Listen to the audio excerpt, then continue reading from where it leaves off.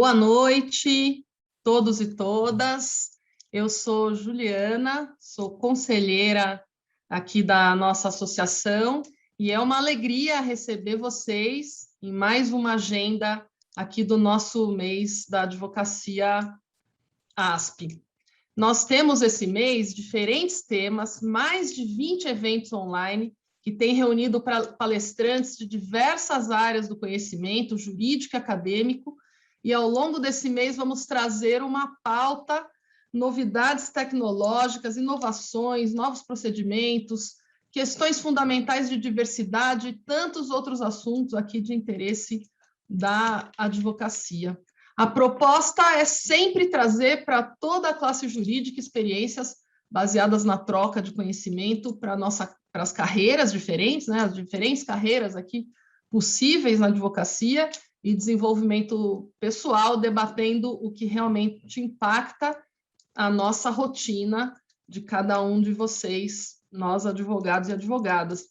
Se você que está nos assistindo ainda não conferiu essa programação completa, por favor, acesse mêsdaadvocacia.asp.org.br e veja lá a programação completa que nós aqui da ASP preparamos com muito carinho para vocês, associadas e associados, advogadas e advogados, estudantes e outras pessoas da sociedade que queiram participar aqui conosco. São eventos, em geral, gratuitos e abertos, então todas as pessoas que têm interesse na temática podem participar aqui conosco. A ASP já tem 78 anos de fundação, nós temos aproximadamente 80 mil associados e associadas em todo o Brasil, e a missão principal aqui da ASP é potencializar, facilitar o exercício da advocacia. Por isso que vamos debater a advocacia olhando para o futuro, refletindo as mudanças que vêm acontecendo, as dificuldades do momento que temos vivido, principalmente com a pandemia, e, enfim, questões de bastante complexidade aqui no nosso país, analisando essas modificações no modo de operar os diversos segmentos, revendo antigos paradigmas, fazendo uma reflexão profunda sobre a nova realidade que temos vivido. Então, eu queria agradecer muito a presença e participação de todos e todas e já passar a palavra aos nossos convidados de hoje. O nosso primeiro convidado, Rafael Cato da Silva, é advogado, pós-graduado em Direito Empresarial pela PUC, fez um LLM em Direito nos mercados financeiros de capitais pelo INSPER e um outro LLM em Direito Societário, também pelo INSPER. É o Legal Manager do Nubank, com atuação no mercado financeiro de capitais, também membro do Fórum de Apoio Jurídico da Ambima. Rafael, muito obrigado por estar aqui conosco. Seja bem-vindo. Oi, Juliana. Oi, pessoal. Boa noite. Muito obrigado pelo convite, ASP. Muito obrigado, Juliana, Fabiana, por compartilhar aqui nossa pauta hoje. Acho que é um debate riquíssimo e a gente estava até conversando, né, Juliana e Fabiana, da importância da ASP para a sociedade e quantas lembranças ela não traz assim, para a gente desde o tempo de estudante, como jovem profissional, depois também conforme a carreira vai avançando, a gente sempre tenta manter essa ligação. Eu acho que ela é super rica, né? Pessoal, eu trouxe aqui uns slides para a gente guiar a nossa conversa. Eu vou dividir a tela agora com vocês, tá bom? Muito bem. Pessoal, esse tema eu achei interessantíssimo que a ASP trouxe, né? A gente fala sobre novidades tecnológicas, legislativas, procedimentais, autogestão, e a gente deu esse resuminho, né? Jurídico na palma da mão, junto com 99 Tecnologia, né? A Fabiana da 99, eu do Nubank, né? E aí eu comecei a pensar, né? Como que a gente pode, que linha mestra que conecta essas novidades, né? O jurídico, o mundo que a gente vive hoje, e aí eu cheguei na palavra inovação. Então, eu tentei guiar aqui nossa conversa pela palavra inovação. E aí, vamos já começar pelo nosso primeiro slide.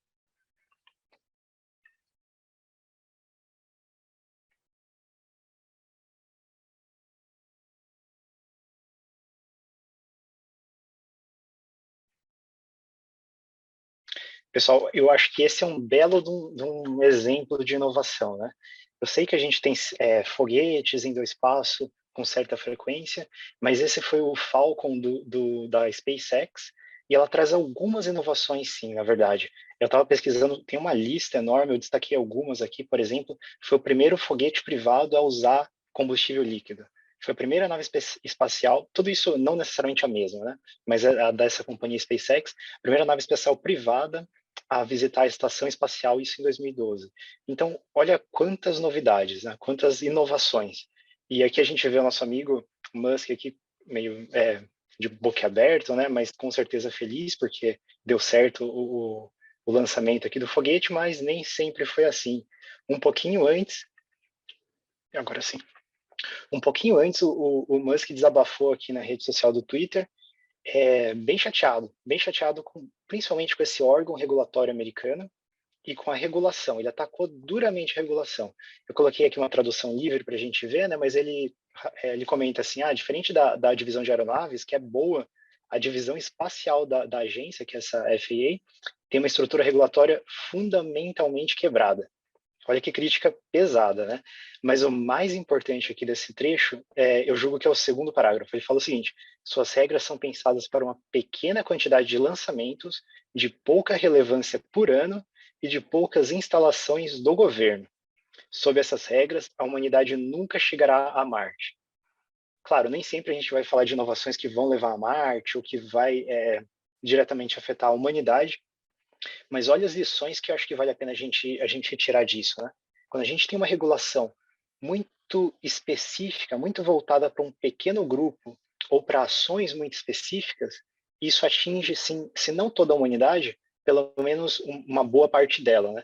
E nesse caso aqui, olha, de repente a gente não chega a Marte por conta de uma regulação. É ruim, né? É um peso ruim da gente segurar na classe regulatória, profissionais do direito e todos nesse sentido, né? E aqui vem a nossa proposta de abordagem, pessoal. Esse exemplo aqui do Musk é uma frustração em relação ao direito, né?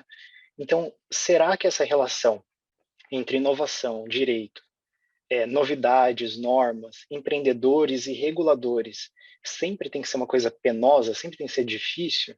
Já adianto aqui que não, tá bom? A gente vai discutir hoje exatamente sobre isso, que não tem que ser assim.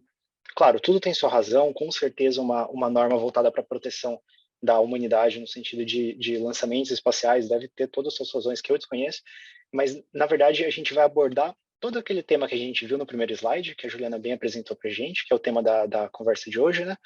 Mas o que vai guiar a nossa conversa é o seguinte: norma e inovação. A norma ela pode ser inclusive um agente da inovação. Nós, como advogados, podemos ser agentes da inovação também. Claro, junto com empreendedores, outros profissionais, investidores, tudo isso, mas a gente pode ser parte desse ecossistema, né? E uma segunda abordagem que eu queria propor é o direito como objeto da inovação. Então, olha que legal, assim como a gente usa o direito como uma ferramenta para possibilitar uma inovação, a inovação ela pode inclusive atingir o direito, o profissional do direito e todo o ambiente regulatório, assim como ela atinge outros setores da atividade econômica, né? Antes, vamos um pouquinho para definições, de maneira bem rapidinha, pessoal. A gente tem esses dois autores aqui, o Pelkmans e Renda, e referindo a essa obra que eu comentei aqui de 2012, eles definem a inovação basicamente com dois elementos. Eles falam o seguinte: é a criação de novos recursos ou a realocação mais eficiente de recursos já existentes. O parênteses são meus, tá, pessoal? Mas aqui, o que é importante? Como tudo que permeia a atividade econômica, a gente tem implícita a ela uma escassez de recursos, assim como o próprio tempo é escasso, né? Então a gente tem que considerar que todo recurso ele tem que ser na sociedade eficientemente alocado. E é exatamente isso esse elemento A, esse item A que eu coloquei para vocês. Mas não basta isso, pessoal. Segundo esses autores, eu coloquei embaixo a fonte, quem quiser pesquisar depois, toda essa inovação, essa colocação eficiente de recursos, ela tem que contribuir para o progresso da sociedade. Então, ela tem que ter uma utilidade social. Então, é muito importante isso também. E aqui, que tipos de inovação a gente pode ter, né? Basicamente, tem uma grande divisão aí, chamada uma incremental, follow-on, ou seja, incremental ela vai de pouquinho em pouquinho melhorando alguma coisa, valiosa também, claro, e a disruptiva, que é uma palavra que está sendo bastante usada ultimamente. Aqui uma tradução poderia ser uma radical, tá bom? Agora, se a gente focar na disruptiva, que eu acho que é uma palavra que a gente mais escuta por aí, ela é disruptiva, ela é radical exatamente porque ela representa a substituição daqueles produtos e processos que estão lá vigentes naquele momento. E é uma substituição considerável. Ela geralmente ela não representa um convívio. Ela significa que uma deixa de existir, um processo e um produto deixa de existir em detrimento de uma nova que aparece. Ou seja, como ela traz uma virada considerável, né, na situação, ela pode trazer benefícios também de igual magnitude. E, em contrapartida, pode significar também uma maior assunção de riscos. Riscos, pessoal. Risco é uma palavra super importante, né? E falando em riscos, vamos avaliar aqui o que a gente sempre pensa, né? O profissional do direito, pessoal, a impressão que a gente tem é que a gente cada vez mais tem que estar próximo do negócio. E próximo do negócio implica a gente conhecer, inclusive, fases do desenvolvimento do negócio, né?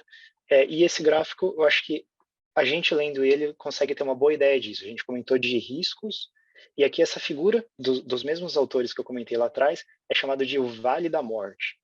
Olha só, ele tem aqui numa linha os ganhos e perdas e uma linha do tempo. E aqui ele mostra, desde da fase de desenvolvimento, de pesquisa, na verdade a empresa não vai lucrando, né? Ela vai gastando dinheiro, e isso continua. E continua mesmo no lançamento do produto. E assim continua até alcançar o chamado Vale da Morte, que olhem só, ele é inclusive junto com a comercialização do produto. Então, nessa fase, a gente ainda pode estar percebendo aqui muitas perdas. Esse empresário ele está perdendo, né? E aí pode ser, isso é uma das hipóteses, né, que ele tenha sucesso como negócio, e aí no tempo ele cruza essa linha aqui, e passa, aqui está no zero, né, chamado break-even, e depois ele começa a ganhar dinheiro. Então, olha só, quanto mais disruptivo, por ser um mercado novo, acho que é justo a gente imaginar que maior é o risco desse vale da morte tornar presente, né? E aqui a gente comenta sobre aquele primeiro slide que eu comentei com vocês, a norma como agente da inovação. Então, aqui, usando as mesmas lições desses mesmos autores, pessoal, eles comentam o seguinte: a gente tem diferentes variáveis que fazem com que uma pessoa venha ou não tomar esse risco de encarar o Vale da Morte. Essas variáveis também, aproveitando o tema que estava lá no primeiro slide, no slide de abertura, ele é inclusive um dos desafios que não só startups, mas empresários de todos os ramos, né, eles enfrentam. O primeiro deles é disponibilidade de recursos. A funding disponível. Funding aqui é captação de recurso, dinheiro, capital. Será que tem funding disponível no mercado? No país? Será que aquele país tem investidores disponíveis? Tem investidores estrangeiros topando assumir esse risco, né? Segundo ponto é facilidade de apropriação da inovação por terceiros, pessoal. Então imagina, você gasta muito dinheiro, muito esforço, muito tempo inovando, quão fácil é para um terceiro vir e se apropriar daquela sua ideia? Será que um determinado país ele tem uma proteção para essa sua inovação? Tudo isso pode ser um desafio, se não for bem tratado pela regulação, ou na verdade ele pode ser um ambiente muito favorável para a inovação, né? E por fim, riscos. Esse é o mais interessante, pessoal. A gente comentou já de risco. Tem um caráter aqui de direito. Então, o que acontece se esse cara falhar? Qual que vai ser a consequência? Vai ter uma falência? Tem uma falência em determinado país de modo bem delineado ou não? Ou ele vai ficar a Deus dará, ele não sabe se vai atingir todo o patrimônio dele, ou o contrário, ele sabe que não vai atingir todo o patrimônio, mas só o patrimônio que ele investiu na companhia. E aqui tem um contexto cultural também, como que a sociedade vê a falha dele. A sociedade vai estar ok? E o quanto ele se importa também com a sociedade. Aqui são aspectos muito mais psicológicos e humanos do que do direito, né? E aí a gente pergunta, e quanto à regulação? Quais são as categorias de normas que a gente pode relacionar nesse binômio regulação norma, direito e inovação? A gente tem 3. A primeira delas é essa General Regulation, que é aquela regulação geral. Então, ela não é voltada necessariamente para inovação, mas ela pode atingir a inovação, porque norma atinge os mais diversos âmbitos, né? A gente tem essa segunda, que são normas específicas para inovação, mas elas não são setoriais, como a terceira. A norma específica para regulação, ela busca, sim, propiciar um ambiente bom de inovação, mas de modo geral, para todos os âmbitos da atividade econômica, né? Diferente da terceira, que é uma regulação específica para determinado setor. Então, será que vale a pena a gente ver pelo menos 2 desses? Eu acho que sim, eu destaquei aqui 2 para a gente conversar e trazer breves exemplos, pessoal. Inovação, aqui em cima eu estou marcando para a gente se situar, inovação, normas destinadas à inovação especificamente. Uma delas é super recente, pessoal, é o Marco Legal das Startups. É uma norma ainda desse ano, e aqui uma frase que eu adoro do professor Ariosaldo Matos Filho, ele comenta sobre a cidadania jurídica. Então, quando esse conceito que ele traz, a partir do momento em que uma nomenclatura, né, um termo é incorporado pela legislação, ele comenta, ela ganha uma cidadania jurídica. Eu gosto muito desse termo, ele comenta no livro de Valores Mobiliários, e aqui ele comenta, desculpa, o professor não, a norma comenta, ela tem por objetivo, o marco legal das startups, incentivar a inovação por meio de apoio ao financiamento da atividade econômica e fomento das parcerias entre a administração pública e as startups. Então, se por um lado, eu gosto de pensar numa linha cronológica, essa norma ela pode ser dividida, claro, ela tem várias nuances, mas de uma maneira, a norma incentiva o funding, ou seja, a captação de recursos por uma entidade, e de outro modo ela apoia a continuidade dessa startup por meio possibilitando parcerias entre a administração pública, né? E aqui eles trazem alguns princípios, acho que a gente não precisa ler todos, pessoal, mas eu fiz alguns destaques que mostram a preocupação da norma quando ela foi emitida, né? Então, olha só, essa norma ela tem muito esse caráter de empreendedorismo inovador. Ela está preocupada com a segurança jurídica. Não tem como a gente ter um ambiente favorável para a inovação se não for possível ter segurança jurídica. Segurança jurídica aqui, pessoal, não significa que a gente não possa revogar normas antigas que não mais se aplicam ou normas novas que perderam o sentido de ser. Não é isso, mas significa que se a gente tiver uma norma boa, a gente tem que ter a segurança de que aquela norma vai continuar sendo boa, ela não vai ser revogada por motivos alheios aos motivos técnicos e que ela vai ser respeitada, né? A liberdade contratual, claro, entre partes iguais, ela é super importante. E aqui ele fala de promoção do investimento, oferta de capital, e vamos pular já para o 7º, que fala da cooperação entre entes públicos, privados, gerando um ecossistema de empreendedorismo. Esse ecossistema, pessoal, ele é importantíssimo, porque uma pessoa empreendendo, ela enfrenta muito mais dificuldades do que se você fizer parte de um ecossistema. Então, você tem diferentes pessoas em diferentes empresas trabalhando com um fim comum, a chance desse empreendimento dar certo é muito maior do que um ente isolado, como tudo na sociedade, né? E aqui, um segundo exemplo, lembra que a gente destacou aqui 2 tipos de normas, né? A norma específica e uma norma específica para um setor. Então, uma norma específica para um setor é exatamente o exemplo de sandbox regulatório no âmbito do sistema financeiro nacional. O sandbox regulatório, pessoal, ele já é trazido, inclusive, pelo marco legal das startups, mas aqui o marco legal da startup ela dá também um conceito e fala o seguinte: as autoridades reguladoras específicas de determinado setor regulado, ela tem a possibilidade de falar, de emitir normas sobre o sandbox regulatório. E aí veio, então, o Conselho Monetário Nacional, autoridade, né, do Sistema Financeiro Nacional, e emitiu essa resolução 4865, que traz o conceito. Não vamos ler, pessoal, vou explicar rapidinho para vocês, mas o sandbox ele nasceu basicamente de um conceito muito ligado à tecnologia, em que você consegue ter um ambiente seguro e propício para a inovação, em que você fomenta a inovação dentro daquele ambiente. Ele é seguro no sentido de, se você fizer um errinho lá, você cometer um deslize e tal, ele não representa um risco sistêmico, porque ele é um ambiente controlado. E é mais ou menos isso que ele comenta aqui no artigo 3º, e quem quiser pode dar uma olhada lá depois, vale muito a pena, uma norma super boa de ser lida. Olha só que interessante, até aqui a gente viu como o direito pode ser uma ferramenta da inovação, e aqui uma proposta agora que eu faço e se o direito for entendido como objeto da inovação? Então agora, o direito e nós, advogados e profissionais do direito, somos objeto dessa inovação. Como que a inovação atinge a gente? Pessoal, acho que a gente pode, claro, falar de várias ferramentas, programas, softwares, e aqui eu dei alguns exemplos, né, que estão muito presentes no nosso dia a dia.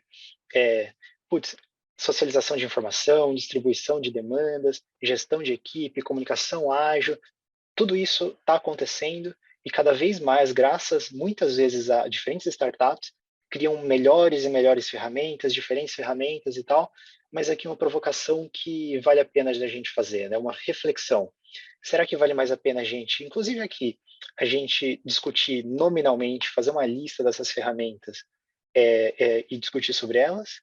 Ou essas ferramentas, exatamente por já terem sido objeto de um efeito disruptivo, elas próprias podem sofrer um efeito disruptivo e, portanto, desaparecer do mercado? É um pouquinho abrupto, mas é a realidade, né? Assim como elas fizeram outros desaparecerem, é possível que elas também desapareçam. Exatamente pelo efeito inovador, pela característica radical de limpar o mercado, né? E então, se isso não serve, tudo bem, Rafael, você está comentando aqui, legal, e o que serve? O que serve, então, é um modo de pensar, é um modo de pensar na inovação. E aí a gente tem ouve muito falar também de mindset, vamos falar às vezes de mindset, vamos falar um pouco de modo de pensar, de racional, mentalidade, mas vai ser tudo a mesma coisa. E aqui a proposta a gente tem que pensar no nosso trabalho, inclusive seja na academia, seja na vida profissional, em como a gente consegue alterar e melhorar sempre os procedimentos. E será que a gente consegue utilizar de princípios para guiar? Princípio é uma palavra que a gente está acostumado, né? A gente vive falando de princípio, então é uma palavra que a gente consegue adotar facilmente. E aqui eu separei 3 para a gente conversar. Indivíduos e interações, mais que no sentido de privilegiar mais indivíduos e interações do que processos e ferramentas. Vamos privilegiar colaboração com o cliente ao invés de negociação de contratos. Responder a mudanças mais do que seguir um plano. Para a gente, a maioria das pessoas que seguem por essa carreira gostam de ser planejados, então esse terceiro pode ser um pouquinho mais disruptivo, né? Mas olha que interessante, tudo isso parece muito familiar, né? Para mim, se alguém discorda, depois vamos conversar, mas acho que pode ser muito familiar. E olha que interessante, eles não têm nada a ver o nascimento deles com o direito. Na verdade, eles são parte do Manifesto para Desenvolvimento Ágil de Software. Então, ele nasceu no âmbito da tecnologia da informação e todos esses 3 princípios que eu trouxe no slide anterior, junto com esse quarto, que eu escondi só para não dar na cara, que era de software, software em funcionamento, melhor do que uma documentação abrangente, eles fazem parte desse Manifesto para Desenvolvimento Ágil de Software, que é o famoso Agile ou Ágil, e eu deixei lá para vocês embaixo o link também, quem quiser dar uma olhada, é um tema super interessante. E aqui eu trago um pouquinho do histórico. Ele nasceu, então, de um debate entre desenvolvedores de software lá nos Estados Unidos, em 2001, já faz um tempinho, cansados de ter a documentação como elemento central do trabalho deles, cansados de ter processos atrás de processos, de ter pessoas com mentalidades fixas, e olha esse quarto, como a gente tem que ter atenção, né?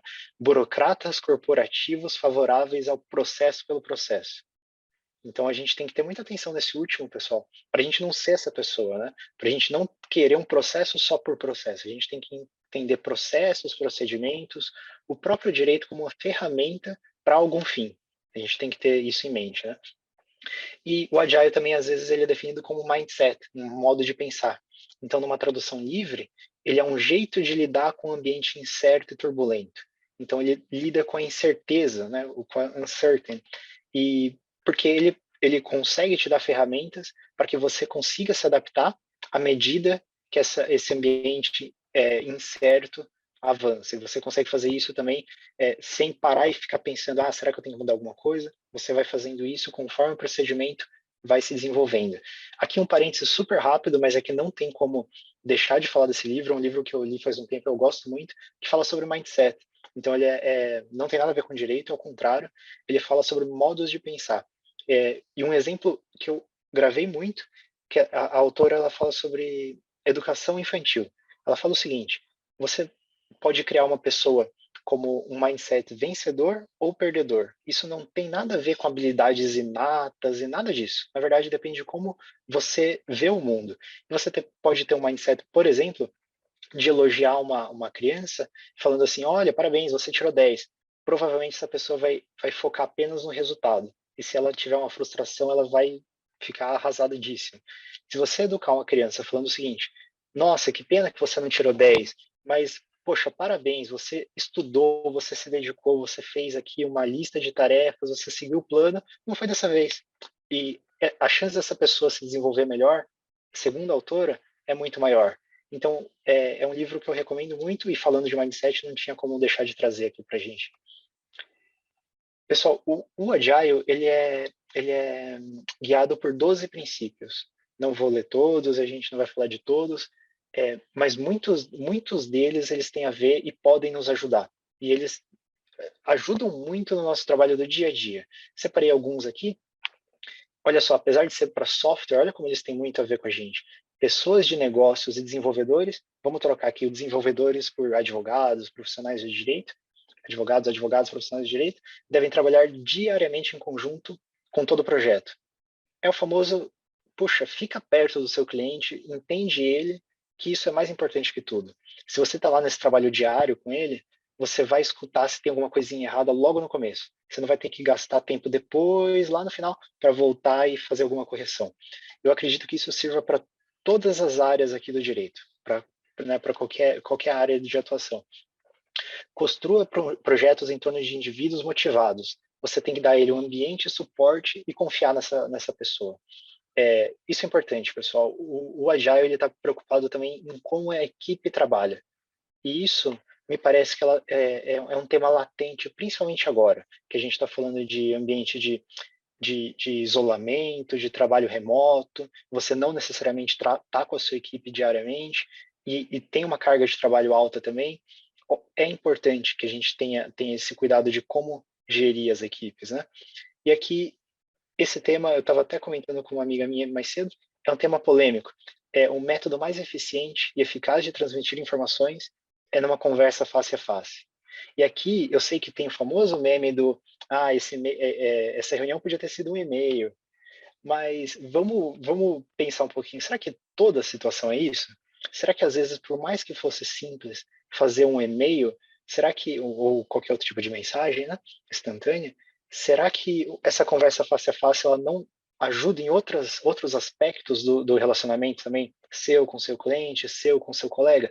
Pode ser que sim. Vamos estar aberto para isso, né? Aqui no nosso último slide, pessoal, isso também é a sustentabilidade para fins de trabalho. A gente tem que ter, os patrocinadores são mais ou menos os demandantes, né? Os desenvolvedores pode ser tido como os profissionais, as profissionais do direito, tem que ser capaz de entregar um ritmo constante e indefinido, porque o reverso disso é um ritmo inconstante, de altos, baixos, dá até para falar do Vale da Morte aqui também, né? E definido. Então, se você tem um prazo definido, seu trabalho também ele vai ser limitado. Agora, se a gente consegue ter essa sustentabilidade, é muito melhor. Esse é um dos princípios, inclusive. A simplicidade, nosso penúltimo princípio trazido, você tem que maximizar o trabalho que você não vai fazer. Exemplo disso no mundo jurídico, socializar o conhecimento. Então, vamos usar ferramentas que a gente tem, várias tecnológicas, disponibilizar o conhecimento em algum lugar, adotar medidas para controlar as perguntas, para saber quais são o padrão, e deixar essa pergunta e as respostas lá de maneira fácil. Você evita, assim, que você tenha que, de repente, explicar um tema que é batido, você compartilha conhecimento, e você deixa de fazer um trabalho e consegue aplicar de maneira mais eficiente em outros, né? E, por fim, intervalos regulares, a equipe ela tem que parar para pensar assim, será que a gente está fazendo alguma coisa errada?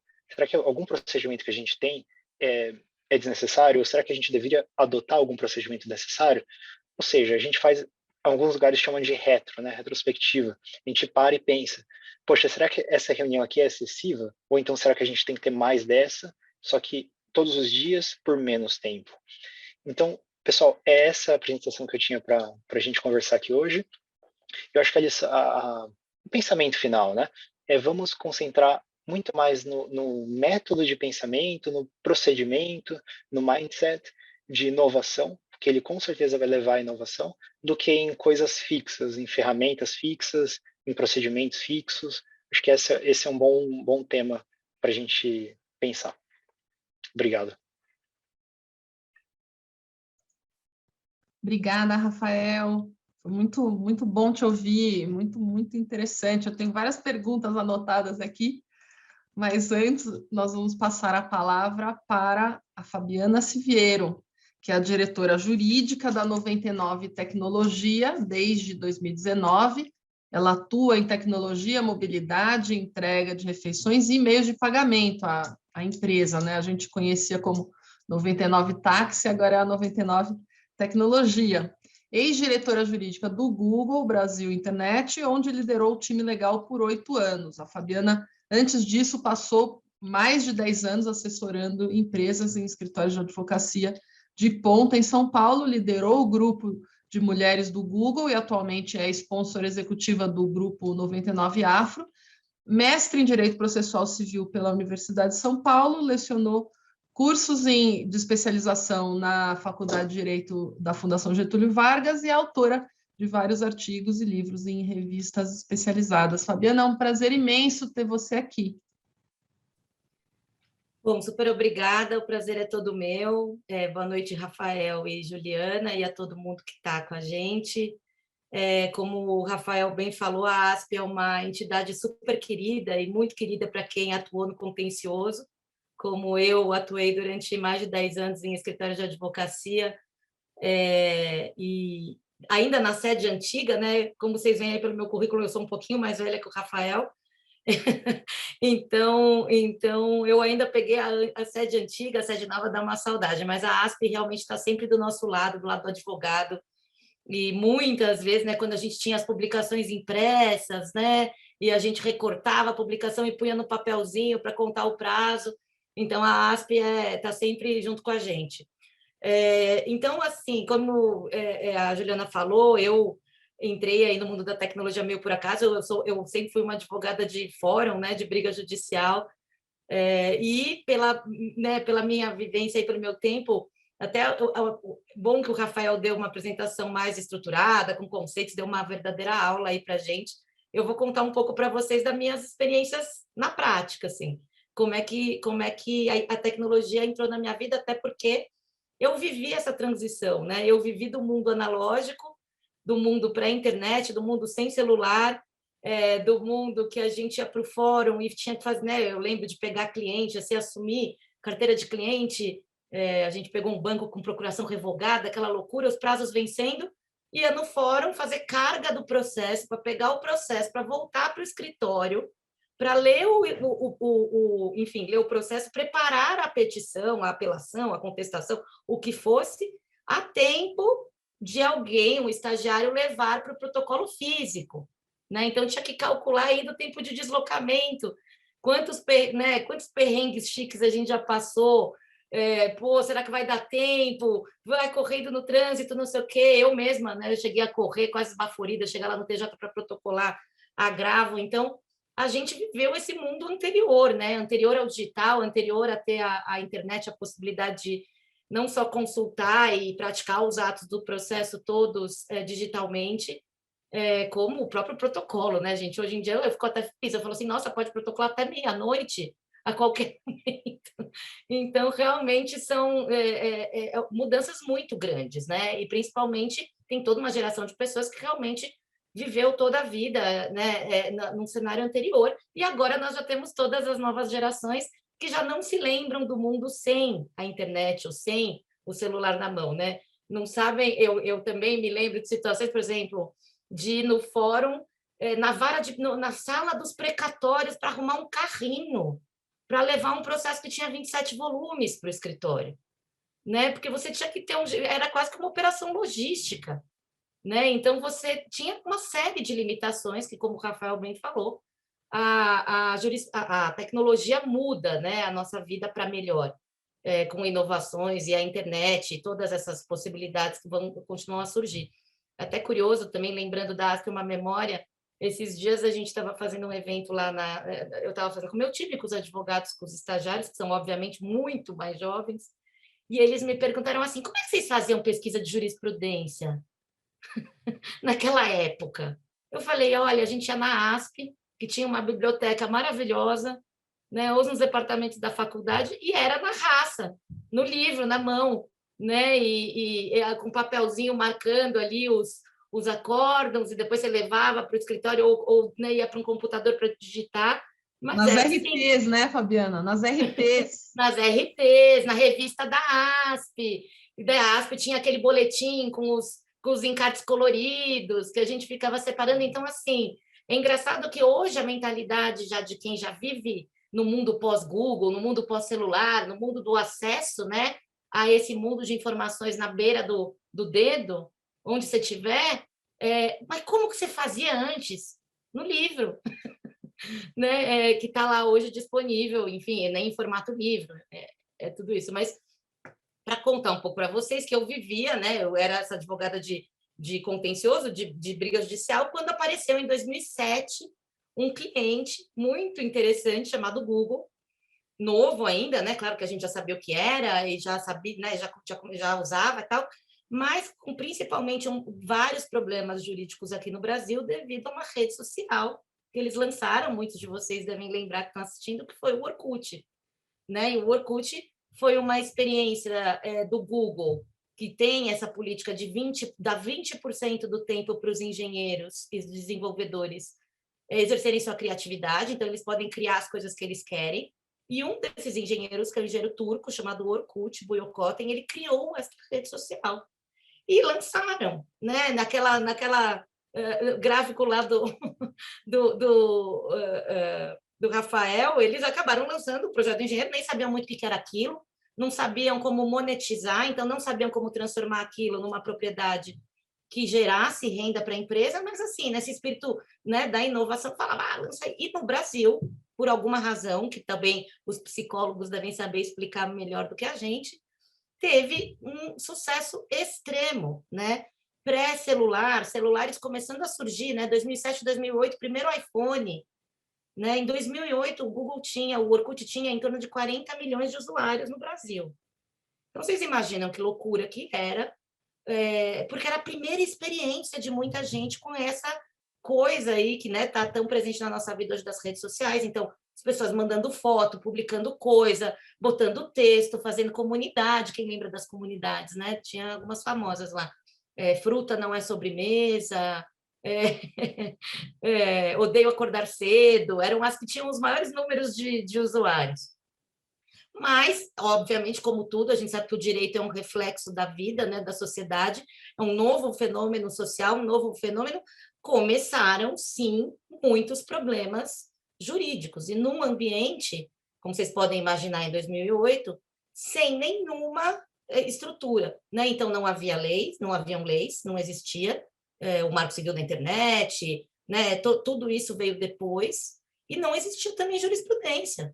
Porque o que era isso aqui que está surgindo? Ninguém nem sabia direito o que era, né? Então, questões com conteúdo ilegal, questões com direito autoral, questões com difamação. Vocês sabem como o brasileiro brasileiro gosta de uma fofoca, então vai lá, em vez de fazer a fofoca no escritório, criava uma página no Orkut e fazia lá, né? Ainda não se tinha esse conhecimento na maioria das pessoas sobre a questão do tracking, né? De que tudo que você faz na rede, tudo que você faz, fica o registro, né, do IP, é possível chegar na pessoa que praticou o ato, enfim, identificar o usuário que fez.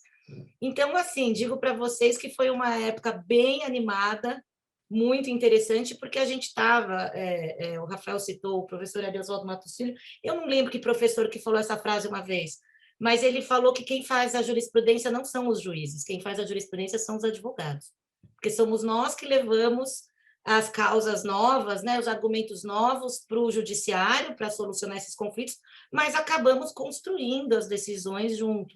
Então, muita da jurisprudência da STJ, que começou a orientar o Marco Civil, claro que também daí as leis internacionais, né, que já existiam em alguns países também, mas os primeiros casos que chegaram até o STJ e começaram a ser julgados sobre essa questão de conteúdo na internet e tal, foram casos nossos do Orkut e do Google, que a gente precisava começar a construir alguma estrutura de proteção, né? Então, vocês devem lembrar do famosésimo caso da Cicarelli, né? Talvez um dos primeiros virais, né? O que era aquilo? Que um vídeo, um rastilho de pólvora compartilhado milhares de vezes, né? E aí você tem questões, esse choque entre o direito e a tecnologia que a gente vivia de maneira muito intensa, porque como assim o juiz não conseguia entender que a gente não conseguia cumprir a ordem dele? Como é que você não consegue remover tudo isso da internet? Né? Sem entender que assim, você não consegue, pela tecnologia, assim que você tem a identificação exata do vídeo, né? Ao ele se multiplicar muitas vezes, ele tinha pequenas edições, começavam a surgir várias versões, né? Que hoje já tem até nome, que são os memes, enfim, versões com caricaturas. Quer dizer, era uma multiplicação enorme, e a gente estava começando a lidar com aquilo. Então, situações, né, descumprimento de ordem judicial, multas altíssimas por descumprimento, e isso, obviamente, também se expandindo por outras áreas, né? Então, vários casos que a gente enfrentou, assim, do Rubinho Barrichello, que também queria que se removesse tudo que falava mal dele, do Orkut, mas falava, bom, mas então me dá a lista, né, pelo menos, dos casos, né? Então, enfim, caso do Nissim Orfale, vários casos que tiveram muita repercussão. Você vê que é um tema que ainda hoje ele é polêmico, né? Hoje ainda com o framework, com as leis, com a jurisprudência, você tem aí, por exemplo, não vou nem citar casos nacionais, mas o caso do Trump, você ter a sua conta, o seu perfil do Twitter removido porque entendeu a empresa que ele propagava fake news, né? Que também é um fenômeno aí recente, que também desafia o direito. Então, outro aspecto também é bem interessante é a própria também atuação das autoridades, né? As autoridades de persecução criminal, polícias, Ministério Público, que tinham também, estavam se deparando ali também pela primeira vez com a função de combater o crime ocorrido, né? Crimes ocorridos nessas plataformas tecnológicas, né? Então, como é que funciona? O que é esse tal desse IP? Né? Eles só tinham ouvido falar de IP de inquérito policial, não de IP Internet Protocol, que é o número que identifica a conexão de um usuário à internet. Então, realmente, assim, é uma época, e ainda segue, né? É muito difícil, porque, além de tudo, gente, tudo muda muito rápido, né? Então, nós, advogados, que temos essa velocidade um pouco mais lenta, né? Para criar as leis, para criar jurisprudência, para criar doutrina, para estudar, a tecnologia vai varrendo a gente mesmo, como ela varre outras coisas, como o Rafael falou das coisas desaparecerem. Realmente, quando a gente estuda os fenômenos tecnológicos, eles falam em ondas, a primeira onda, a segunda, porque é uma onda quase que um tsunami, né? Quando a gente pensa, mas vai desaparecer? Vai. Por exemplo, a Kodak. Quem tem um pouco mais de idade lembra também de viajar, levar o filme da Kodak, colocar dentro da máquina, não podia perder, tinha que armazenar, na hora que você voltava, você tinha que levar para revelar, né? A Kodak sumiu, porque a Kodak não soube se adaptar às ondas tecnológicas, né? Então, por exemplo, as lives, né? Que hoje é um fenômeno assim, qualquer um pode fazer uma live no Instagram, no Facebook, no YouTube. Nosso presidente aí é um adepto, né, das lives, não abandonou até os pronunciamentos pela TV. Na época que eu trabalhava no Google, fazer uma live pelo YouTube, assim, gerava um trabalho para o jurídico enorme. A gente tinha que fazer um monte de contratos com produtoras, com vídeo, para fazer a transmissão, caminhão quase que aqueles caminhões, né, de fazer show, com tudo dentro, para fazer uma live de um show. Né? E aí a gente olha já 3, 4 anos depois, você já tem uma tecnologia que se desenvolveu num nível tão grande que qualquer pessoa pode fazer uma live a qualquer momento. Novos desafios jurídicos surgem, né? E se acontece alguma coisa na live que é algo proibido, né? E se acontece algo na live que é algo violador das políticas, mas não só isso, chocante, um crime, alguma coisa assim, né? claro, as empresas vão agir para remover, mas talvez não com a rapidez suficiente, pessoas vão fazer cópias, essas cópias vão ser distribuídas. Então, como o Rafael também já mencionou, é isso, a inovação é isso. Você não vai estar livre de riscos e você não vai estar livre de danos, mas muito do desenvolvimento da inovação, da tecnologia, das novas ferramentas, na grande maioria vai ser para o bem, e ela vai sim ter um impacto muito positivo, né? Quem pode imaginar esse poder que é dado às pessoas de fazer lives? Poxa, aqui estamos nós, né? Sem limitações tecnológicas, conversando cada um da sua casa, mas, sei lá, um professor dando aulas ao vivo, uma chefe de cozinha dando, né, mostrando suas receitas, tudo isso são poderes para que isso seja reprimido ou punido pelos maus casos, né? Os maus casos vão existir, mas o direito, o sistema jurídico, né, isso vai funcionar para lidar com os problemas, com os crimes, também neste novo ambiente, esse ambiente da internet, esse ambiente digital. Caminhando um pouquinho também para essa parte mais... É engraçado que eu vi que o Rafael falou disso, e eu também tinha trazido para compartilhar um pouco com vocês essa... Na verdade, para mim, já é até uma crença, né? Algo que eu acredito muito, que a regulação ela não pode ser excessiva, né? Porque eu acho que a reação de todo mundo, talvez uma reação um pouco humana, quando vê algo novo, né? É o medo. Nossa, mas o que é isso? O que vai acontecer com isso? Então, vamos proibir. Então, vamos proibir o TikTok. Vamos proibir o videogame, que pode afetar as crianças, né? E, na verdade, é uma ilusão, de certo modo, que a regulação vá, primeiro, impedir a onda tecnológica ou as criações, né, do espírito humano. Mas, no segundo lado, né, num outro lado, também essa questão de que a regulação excessiva ela torna os consumidores, ela penaliza os consumidores, ela penaliza os usuários. Os usuários se tornam usuários de segunda, de terceira classe, porque as empresas grandes ou as startups, elas vão se dirigir para ambientes onde a inovação é permitida, onde a inovação não é punida com tanta, né, gravidade, onde elas possam errar. Porque os engenheiros, os desenvolvedores, os novos produtos, eles são em muitas, mas na grande maioria, formados por tentativa e erro. Né? Você tem a ideia, eles têm a ideia, eles vão construir, mas ele não quer dizer que vai dar certo. E daí vai ajustando, né? Faz assim, talvez como era o Leonardo da Vinci, né? Não sei, vai voar lá com a asa delta. A primeira dá errado, faz a segunda, faz a terceira. Os produtos tecnológicos é a mesma coisa, né? Tentativa e erro. Então, se o ambiente não permitir isso, né? E você tiver regulações muito pesadas, por exemplo, né? O exemplo clássico, o exemplo de privacidade. Hoje, aqui no Brasil, já estamos também com a LGPD, mas a Europa, durante muito tempo, continua sendo um exemplo disso, de regulações muito pesadas de privacidade, não que não devam existir, né, mas são pontos polêmicos, multas altíssimas e tal, e você tem, por exemplo, né, existe uma lista da Forbes, mas ela sai todo ano, sobre as 20 empresas, as maiores empresas que têm o maior market share do mundo. Todas essas empresas, hoje, as 20 maiores são todas de tecnologia, né? E elas são todas ou dos Estados Unidos ou da Ásia. Você não tem empresas europeias fazendo inovação, praticamente, ou não inovação em larga escala. Por quê? Porque é óbvio que vai se criar o produto e vai se criar em lugares que têm mais flexibilidade e talvez depois levar para a Europa, quando o produto já estiver mais aperfeiçoado, né, com menos chance de, enfim, sofrer punições e backlash. Então, eu concordo demais com o que o Rafael falou. Eu acho que muitas vezes a regulação é super importante, porque também ficar num cenário de incerteza não ajuda.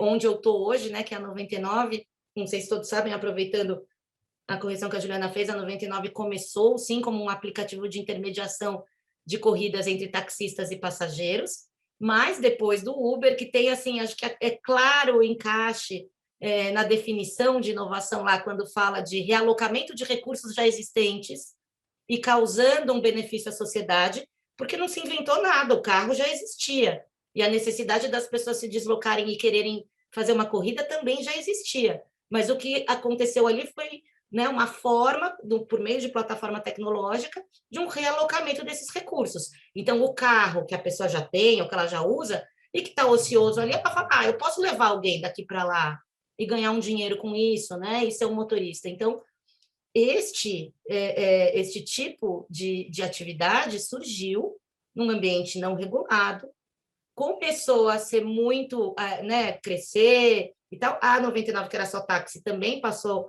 a trabalhar com carros privados. E, né, não sei se todos sabem, mas assim, o que começou a acontecer, cada cidade do Brasil, vocês sabem que nós temos mais de 5.600, queria fazer a sua regulação, né? Ou falar como é que ia ser a sua regra para o carro, ou aqui o carro tem que ter 4 portas, ali o carro tem que ter um bagageiro, aqui o carro... Quer dizer, uma situação de incerteza regulatória que também afeta a inovação, que também pode impedir, criar uma insegurança jurídica muito grande, impedir que as empresas cresçam e operem em maior escala. Então, na verdade, no campo do transporte por aplicativos, o fato de ter uma lei federal que foi editada, se não me engano, no final de 2016, 2018, acho. Isso é muito bom, porque daí você tem uma clareza regulatória, você sabe qual é o marco, né? E você evita esse cenário de incerteza. Então, realmente, o difícil é encontrar esse equilíbrio, né? Essa regulação ótima, essa regulação que não é nem muito pesada, mas ela existe para dar segurança jurídica, e também que não demore demais, né? Existe essa necessidade da velocidade, dela acompanhar. Enfim, eu falei um pouco disso, né, do usuário se tornar de segunda classe, porque eu acho que, por exemplo, no Google, o que a gente via? Né, você tinha uma empresa global, então, nós vamos lançar isso aqui em 142 países ao mesmo tempo. Este é o plano. Qual é a regulação no Brasil? Se aqui no Brasil, não, isso aí aqui no Brasil não pode. Por exemplo, um campo onde nós temos regulações pesadas, mas também não claras, um pouco incertas, é o campo dos direitos autorais, né? Então, às vezes a empresa toma uma decisão de falar assim, não, então não vou lançar no Brasil. Então, o Brasil vai ficar para o fim da lista. E aí, o consumidor brasileiro não tem acesso àquilo que o japonês tem, que o americano tem, que o francês tem, né? A gente a vida toda viveu um pouco com isso, né? Nossa, mas lá nos Estados Unidos já tem uma TV assim assado, ou já tem um... E realmente, né? Acho que o próprio exemplo da regulação das fintechs, né, Rafael, do que aconteceu no setor bancário é muito importante, né? Havia uma regulação muito pesada, muito fechada, que foi flexibilizada, e hoje a gente tem um cenário aí florescente, né? Super... muito, muito legal, de muitas empresas surgindo, de muitas possibilidades, né? Aproximando pessoas que eram desbancarizadas, pessoas que não tinham acesso aos bancos. Então, e também fruto de uma flexibilização da regulação que o Banco Central enxergou que era necessário. Então, isso tudo acho que tem muito a ver com o que a gente está falando. Não somos advogados de empresas de tecnologia, não somos contra a regulação, somos a favor da regulação, né, bem feita e que compreenda e que seja a favor da inovação, mas não de uma regulação baseada em medo, né? Uma regulação baseada em, olha, temos medo disso, então melhor proibir, né? Porque, infelizmente, em alguns casos é o que a gente vê acontecendo.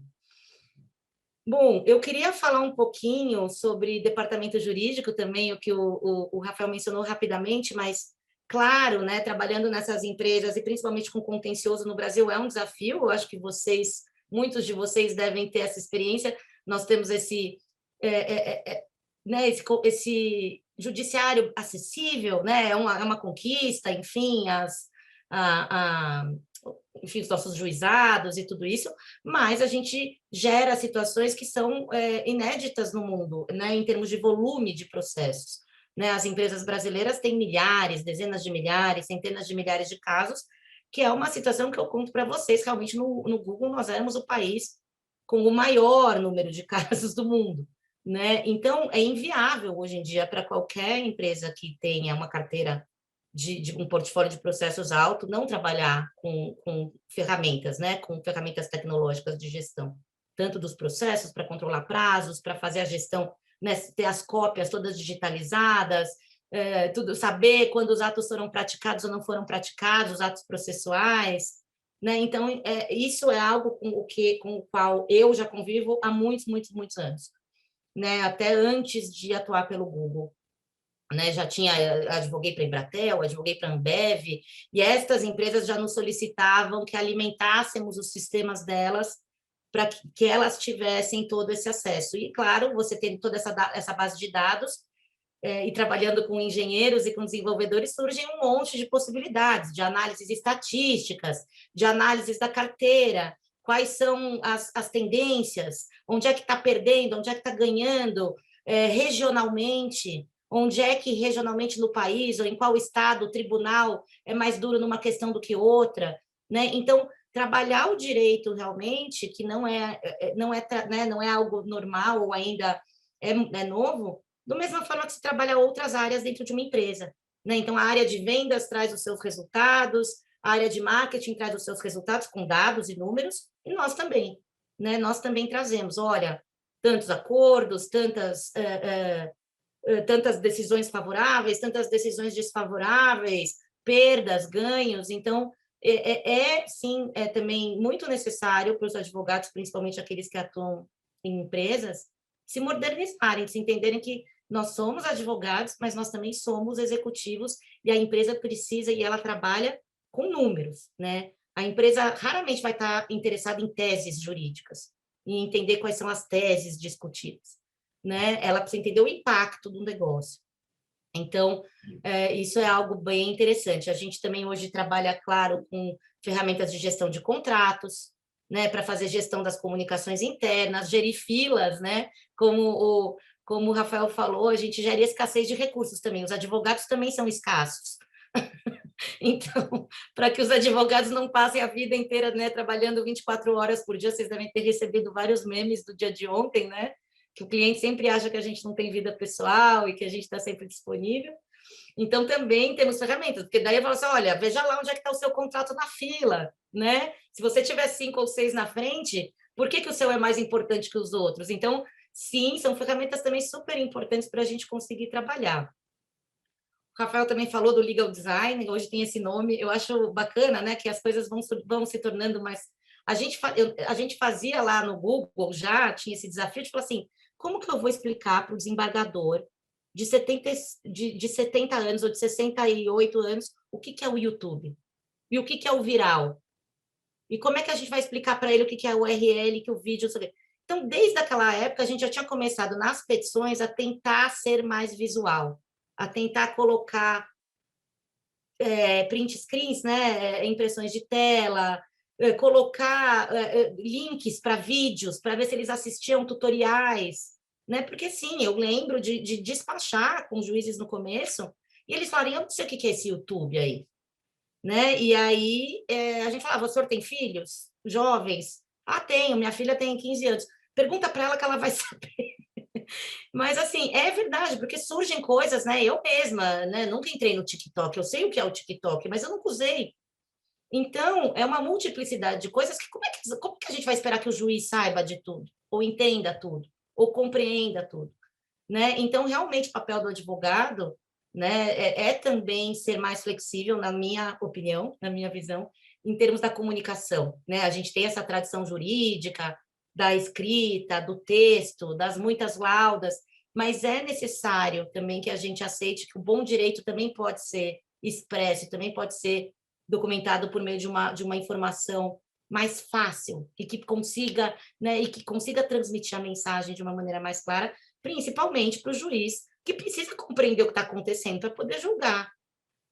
Então, é do nosso interesse, né, que essa mensagem seja passada com clareza. Então, realmente, né, sair um pouco dessas formas, do latim, né, da nossa tradição, e passar para uma comunicação mais moderna, mais facilitada. É algo que a gente também pratica bastante. Eu nem estou controlando o meu tempo, mas eu só quero falar rapidinho no final, porque também estava incluído aqui, falar um pouco sobre diversidade, né, sobre iniciativas de diversidade nessas empresas. É um tópico que é muito caro para mim, acho que desde sempre, muito antes da gente começar a falar essa palavra ou tratar disso, porque me toca muito, eu acho que está muito atrelado à justiça, né? Tá muito atrelado à igualdade de oportunidades, igualdade de tratamento, a gente tratar desigualmente os desiguais, né, que sofrem preconceitos e que tiveram diferenças. Mas eu, de novo, como eu estou contando, eu comecei minha carreira em 1996, eu me formei em 1996, comecei, né, já a trabalhar em escritório, como estagiária e tal, e trabalhei até 2008 em escritório de advocacia. E numa época que realmente a gente não falava disso, né? Começava-se a se falar da questão das mulheres, tem poucas sócias, como é que a gente vai fazer para tirar a licença maternidade e voltar? Então, trabalhei em escritório onde as mulheres se juntaram para falar com os sócios, que eram todos homens, sobre o que ia acontecer se a gente ficasse grávida, né? E a gente vai ter salário? A gente vai conseguir ganhar alguma coisa? A gente vai poder voltar? E assim, a conversa era: mas vocês não são casadas. E a gente, nossa, mas a gente, né, não precisa fazer um desenho para vocês de que a gente não precisa ser casada para ficar grávida. Mas era a época, e assim, a gente sentia um constrangimento com algumas situações, mas a gente não sabia direito que aquilo talvez fosse machismo, né? E também havia essa consciência de que os ambientes eram brancos demais, né? Homens brancos demais, mas não havia iniciativas. Então, quando eu entrei no Google, em 2008, já foi para mim assim né, uma coisa assim maravilhosa, porque em 2008 eu já fiz treinamentos ao chegar lá sobre, né, coisas que hoje a gente está falando, sobre inclusão de pessoas negras, sobre vieses inconscientes, sobre né, pessoas com deficiência, sobre pessoas trans que já trabalhavam no Google, já tinha pessoas transgêneras. Então, assim, um ambiente onde você já via líderes, né, que eram homossexuais abertamente, com os maridos, coisa que nos escritórios de advocacia ainda estava muito dentro do armário mesmo, né? Nem se falava direito sobre isso. Então, eu realmente vivi na prática e continuo tentando viver na prática, me esforçando o máximo para trazer isso para o mundo do direito, de que ambientes diversos, com pessoas diversas, realmente são mais inovadores. É um fato comprovado, tem aí 1000 pesquisas, McKinsey e tal, mas eu sou uma testemunha de que isso é verdade, né? São ambientes mais felizes, a gente se enriquece demais pela convivência com as pessoas diferentes, com outros backgrounds, e acho que a gente tem todo mundo uma missão, todos nós advogados, todos nós operadores do direito, de deselitizar tanto a nossa profissão, né? Ainda temos a maioria dos topos dos escritórios, dos grandes escritórios, com homens brancos, né? Ainda temos uma missão, assim, uma dívida enorme com a população negra, né? Que precisa, sim, ter maiores acessos. Então, eu assumi lá na 99 com muita alegria, porque eles me convidaram esse papel de sponsor, né? De patrocinadora executiva do Grupo Afro por enquanto, até que a gente tenha um diretor ou uma diretora negras para assumirem esse papel. Mas a gente tem feito coisas muito bacanas, que também essas empresas mais né, flexíveis, mais abertas, te dão essa autonomia. Então, hoje o nosso departamento jurídico tem, sim, né, quase praticamente 50% de profissionais negros, né, que nós contratamos, e nós fizemos isso de maneira intencional, né? Então, abrimos, sim, vagas para estagiários apenas pretos, abrimos vagas para advogados apenas pretos, e é possível, né? Então, aquele argumento da falácia da meritocracia, mas essa pessoa não vai ser tão bem preparada que nem a outra. Isto não é verdade, em primeiro lugar, né? A gente precisa desfazer um pouco esses mitos da melhor faculdade, da melhor... Né? Nós não queremos pessoas todas iguais, que sejam robozinhos, que tenham todos o mesmo currículo, a mesma vivência.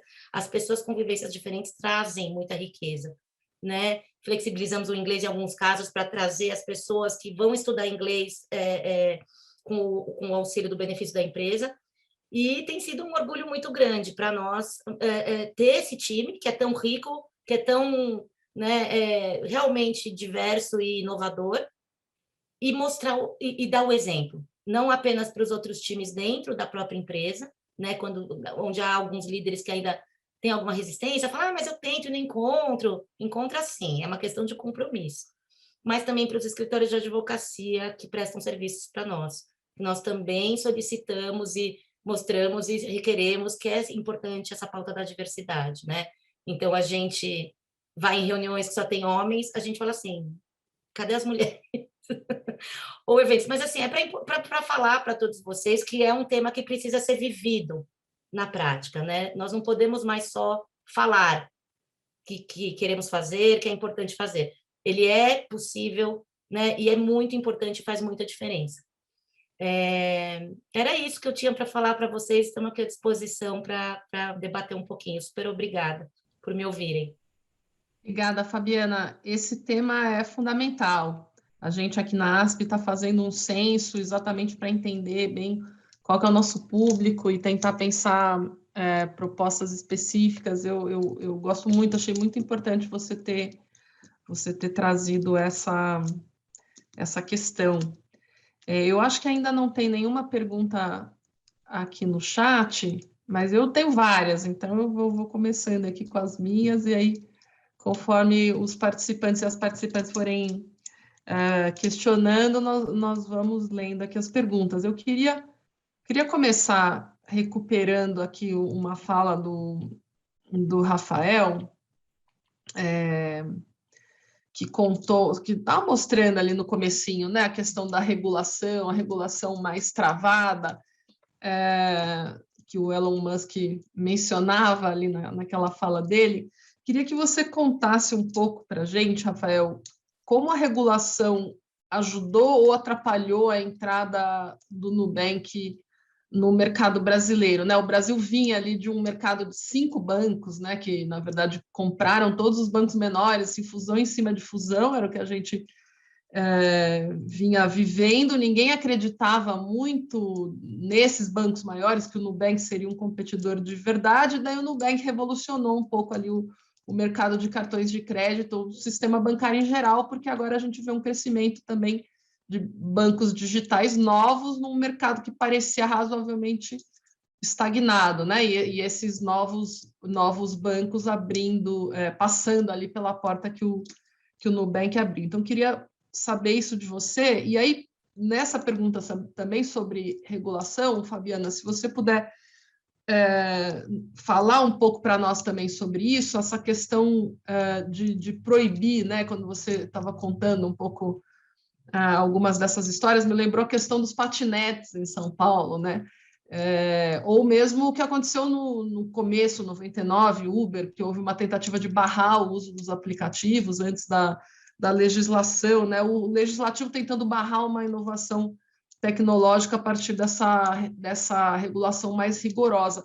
Como foi a estratégia da 99 sobre isso?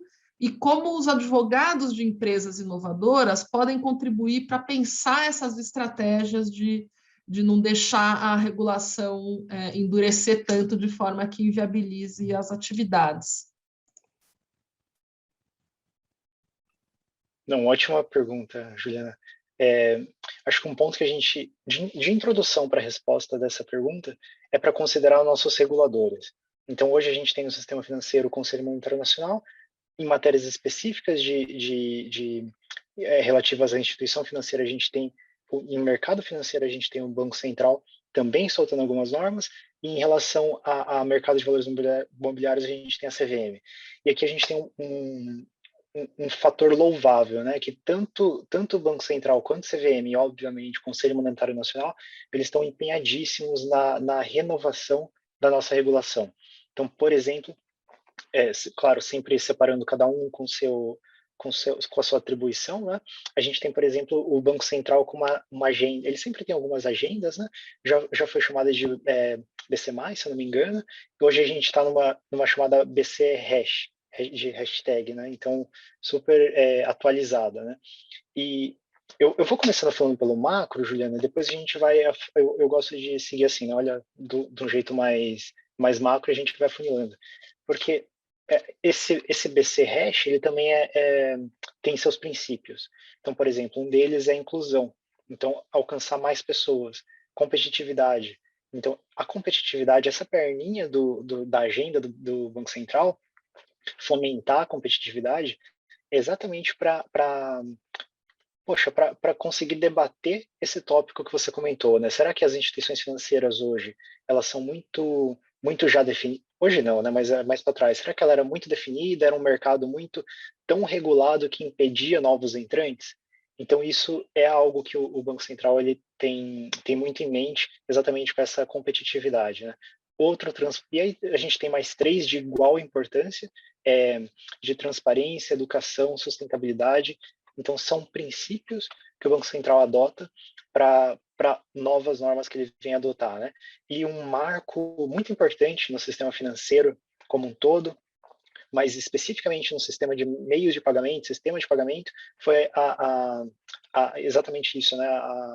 A publicação dessa norma de meio de pagamento. A gente já tinha, claro, no ambiente brasileiro, né, os cartões de crédito, mas ele não contava com uma regulamentação bem definida, né? E em 2013 veio a norma, se não me engano, não falha a memória, 2865, que vem regular os meios de pagamento. Então, se por um lado a gente tem as instituições financeiras, que são essas nossas já conhecidas, né? Banco múltiplo, banco de investimento, sociedade de crédito, financiamento e investimento, criou-se então a figura da instituição de pagamento. Então aqui já dá uma conversa super interessante, super legal, que eu sempre me empolgo para conversar, então qualquer coisa você me corta, mas que são figuras diferentes e tem um ônus regulatório diferente também. Não estou dizendo de modo nenhum que um é mais leve, que um é menos. Não é. São só diferentes e apropriados para cada tipo de conta, por exemplo, que um tem. Se de um lado um tem uma conta de pagamento, o outro tem uma conta de depósito à vista. Claro, se a gente tem naturezas diferentes, a gente tem que ter regulações diferentes também, regulações prudenciais, todas são próprias para cada tipo, né? Então, eu diria que, de modo objetivo, a sua pergunta é a regulação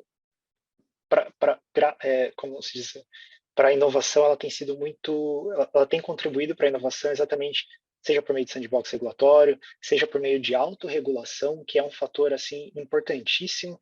A gente tem tanto no mercado de valores imobiliários quanto no mercado financeiro, a autorregulação exerce um papel muito interessante aqui.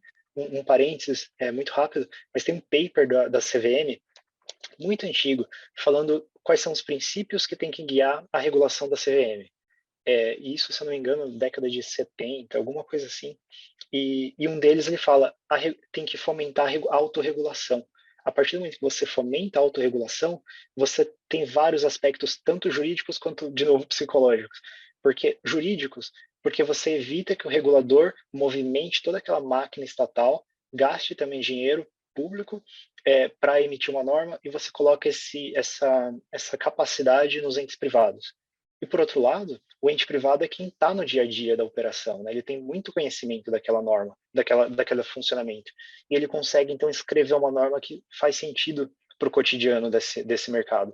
E aí, um terceiro viés ainda é um viés psicológico, de que se a pessoa participa de um debate, a pessoa, falando tanto empresa quanto pessoa física, indivíduo mesmo, a tendência dessa pessoa aderir e cumprir a norma é muito maior do que se ela não faz parte de nenhum debate. E essa chamada ao debate a gente tem visto principalmente, claro, na autorregulação, mas isso tem tornado cada vez mais presente. Um exemplo de CVM, sempre tem uma audiência pública que ele chama os participantes do mercado também para colaborar. E aí a gente tem entidades de classe, escritórios também, né? Então, de maneira resumida, é um ambiente que tem se movimentado, um ambiente regulatório que tem se movimentado, e que graças a isso também, não é só isso, esse é um dos fatores, né, possibilita essas inovações. Tem um ponto interessante que tem que ser visto como exceção, não como regra, mas no estudo aqui para nossa conversa, às vezes a regulação é tão forte, mas tão forte, que ela gera uma inovação reversa, porque ela é tão esquisita que a pessoa fala, quer saber, eu assumo o risco de assumir uma penalidade e vou criar uma coisa nova. Mas aqui é o cara que agiu fora da curva, né? Não tem que ser a regra de, então a partir de agora minha política pública vai ser criar normas super rígidas para ver se algum cara fora da curva cria alguma coisa. Não, é só para trazer esse fato que é interessante. Bom, para endereçar um pouco o ponto que a Juliana trouxe, acho que eu falei um pouco, né, antes, eu não estava na empresa nessa época, eu entrei na empresa em 2019, mas eu entrei na empresa em abril, em maio já teve um julgamento no Supremo. Eu dei sorte. já cheguei com a briga quase acabada, mas, na verdade, eu acho que tem muito a ver, como o Rafael falou, também com diálogo, né? Não quer dizer que o regulador também ele tem uma má... Não é isso, ele está tentando entender, ele está ali lidando com o novo, né? Essa reação um pouco do medo, ela também é natural do ser humano, né? Essa reação, né? Então temos que proibir isso aí, porque isso aí deve ser ilegal. Então, né, tem muita questão do diálogo também, né? Muita coisa resolvida no diálogo, na compreensão. Ah, então, de fato, não, então não é táxi, o que é isso aqui? Né? Um pouco essa construção também, que leva um pouco de tempo. Mas eu acho que os advogados trabalham muito também junto com outros profissionais, né? Com os profissionais que fazem relações governamentais, que também têm esse papel de levar e esclarecer os policymakers, né? Os legisladores, os políticos que estão nos cargos, né, executivos, mas claro que também temos o judiciário, né? Temos a questão da regulação dos aplicativos não foi feita pelas empresas. É claro que as empresas participaram, como a Amicus Curiae, estavam ali junto, mas foi pelas confederações, porque também não é um interesse só da empresa, né? Como se sabe, você entra, as empresas movimentam todo um setor, então existem os interesses dos próprios motoristas que estavam, né, gerando ganhos, enfim, então foram confederações que entraram, uma confederação e uma ação contra uma lei em Fortaleza, que acabaram chegando no Supremo e tiveram uma decisão com repercussão geral, né? Essas duas ações geraram uma decisão com repercussão geral, reafirmando a competência federal, que já tinha também, em paralelo, passado a lei. Então, você vê que são movimentos que eles acabam acontecendo no tempo, meio em paralelo, às vezes. Né? Como também aconteceu quando eu estava contando para vocês um pouco do Google, do Marco Civil, dessa regulação de conteúdo na internet e tal, a gente estava ali, né, construindo jurisprudência nos casos que existiam, principalmente do Orkut, enquanto estava acontecendo um debate público sobre o Marco Civil, né, que também teve consulta pública, também teve muito debate, é uma lei que foi elogiada internacionalmente o processo de elaboração, porque realmente ouviu muito a sociedade civil, né, ouviu de todos os stakeholders, ouviu as autoridades, ouviu as associações. Então, eu acho que é um processo combinado. E também acho que tem um tempo, né? É claro que existe, nosso papel como advogado, às vezes, é acalmar um pouco, né? Ai, mas isso aí tinha que ser mais rápido. Olha, né, as estruturas vão se mover como elas são. Não adianta achar que vai acontecer uma lei em 2 minutos. Ela não vai, ela vai ter um processo de maturação, né? Mas você tem o sistema jurídico para funcionar também nesse vácuo, né? Aquela história, o vácuo não existe, na verdade, né? As outras fontes do direito vão ser usadas, a Constituição, os princípios, e as coisas vão ser resolvidas, mas, de fato, é um processo, eu entendo. E o advogado da empresa, né, se necessário for, ele vai sim usar o judiciário para criar as proteções. Eu brinco que é um pouco a gente criando umas paredes, assim, né? Para o desenvolvedor, o Elon Musk, ali passar com o foguete dele. A gente segura a parede para ele passar. Né? Se vai dar tempo, né? Às vezes dá tempo, às vezes o foguete, né, atrapalha um pouco o lançamento, depois, mas é um pouco isso, assim. Eu acho que é fundamental, eu tenho muita sorte de trabalhar com algo que eu acredito, né? Então, são coisas que a gente faz com amor, de que você está defendendo uma coisa correta e justa e boa, né? Então, isso é muito bom também, muito bacana. Ótimo. Tem 2 perguntas aqui já. A primeira acho que é para você, Fabiana, para comentar o que você acha nesse contexto abordado seu, da inclusão, sobre a presença de advogados e advogadas acima de 60 anos. Aqui a Elza Francisca está narrando aqui para nós que ela presencia nas salas da Ordem, da ASP, dezenas de advogados mais idosos peticionando, driblando ali as tecnologias para acessar os tribunais, os processos, e se vocês têm pensado nesse tipo de diversidade também com profissionais de mais idade. Adorei a pergunta, Elza, até porque eu estou me aproximando do que eles chamam de diversidade etária, que, segundo estudos, né, não é nem 60, 70, 50 mais. Já existem estudos mostrando que pessoas com 50 mais que perdem o emprego têm muita dificuldade de se recolocar, porque já existe esse bias, né, esse preconceito de que a pessoa com mais de 50 vai ser lenta, não vai ser inovadora o suficiente, não vai conseguir se adaptar, não vai conseguir conversar com os mais jovens, o que, como todos os outros tipos de preconceito, eles são imaginários, né? Eles eles não refletem coisas reais. Então, e é um pouco do reflexo do que eu falei também, né? Uma onda tecnológica, eu passei por ela, e eu tenho 47 anos, mas assim, eu me lembro de quando não tinha celular. Eu me lembro de quando ia no processo pegar o fórum, né? Ia no fórum pegar o processo na mão para fazer o prazo. Então, imagina quem passou toda a vida, né, peticionando dessa forma, né, e já teve que sair da máquina de escrever para o computador. Então, é penoso mesmo, eu acho que é muito difícil, mas eu acho maravilhoso pensar em iniciativas, porque a gente sabe, de outro lado, que nós já estamos, né, com todos os avanços na medicina, na saúde, nós já estamos falando, né, da gente viver 100 anos, né? Então, uma pessoa com 60, com 70 ainda tem muitos anos pela frente e muita coisa, né? Sabe muita coisa, é muito experiente, traz muito de riqueza para essa sopa de pessoas e de ideias diversas. Então, como fazer é o desafio, né? Eu acho sim que a diversidade etária, esse é o nome que tem sido usado, ela tem que ser colocada nas iniciativas de diversidade e inclusão ao lado das iniciativas de diversidade racial, de diversidade né, de pessoas LGBT,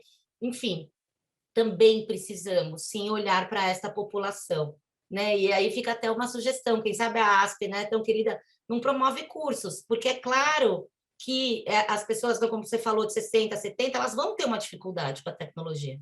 É fato. Agora, uma coisa que eu vejo, de novo, como a vida nos ensina, com a pandemia, a gente deu um salto nisso, né? Quanta resistência havia às audiências virtuais, aos julgamentos virtuais, às reuniões, a gente dentro do Google, né, que já usava isso aqui, assim, eu brincava que era a TV dos Jetsons, quem é mais velho também vai lembrar dos Jetsons, do telefone dos Jetsons, que já era assim. Os escritórios de advocacia não faziam, não estavam preparados para fazer. E agora todo mundo está fazendo, né? Então, porque teve que fazer. Então, teve que fazer o julgamento pelo Zoom ou pela, né, qualquer outra ferramenta. Teve que fazer a audiência, teve que fazer a reunião. E aí percebeu, falou, nossa, não é que é fácil? Não é que funciona? Não é que eu realmente não preciso perder tempo no trânsito ou, né, outros precisam? Então, o uso, e isso também a gente, né, sabia muito no Google, a gente falava, incentivava os juízes. Era muito diferente falar com um juiz que usava o YouTube ou que usava o Gmail, porque ele entendia o funcionamento da ferramenta. E ele, né, então, essa coisa também, às vezes, é um monstro em que a fantasia é pior do que a realidade. E depois que usa e que aprende, fala, nossa, é fácil, é bom, tem muita coisa positiva. Então, talvez cursos em que as pessoas mais velhas pudessem ter esse tipo de vivência de aprendizado para que elas, né, estejam prontas, porque, de fato, assim, colocar o monstro dentro o gênio dentro da lâmpada, ele não vai voltar, né? Isso é um fato. Então, realmente, a gente precisa ver como incluir essas pessoas que são tão valiosas e tão importantes no mercado de trabalho, sim. Conte comigo, eu quero muito ver isso acontecer. Boa, ótima sugestão, Fabiana.